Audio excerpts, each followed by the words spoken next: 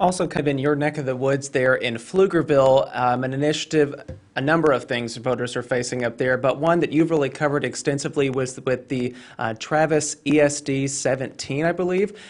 Where does that stand this evening after all of your coverage? Yeah, so this one, this has been a huge talker for Pflugerville residents. I'll just say that this one is looking like it's not going to go through.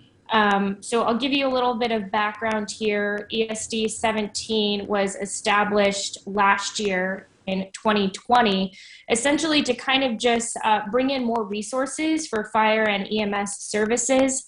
And what they wanted to do initially was put an overlay, which would be an additional tax. That was voted down, and now they said, well, let's try and fund the ESD 17 services.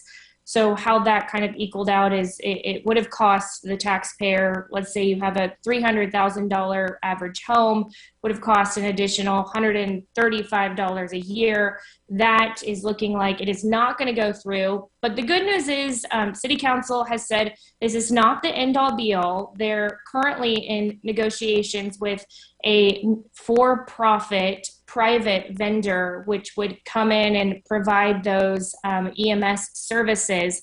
And they actually just had a council meeting this last Saturday that went into executive session. And so I'm sure that this is not the end of this discussion as far as what happens with these ESD services and where kind of they have to bridge the gap as far as bringing in more personnel. Well, KXAN's Caitlin Carmoot, thank you so much for joining us this evening and staying up a little late alongside both me and Kelsey to report on all this. I just want to commend you for all the work that you've done and what you will continue to do because it will be great.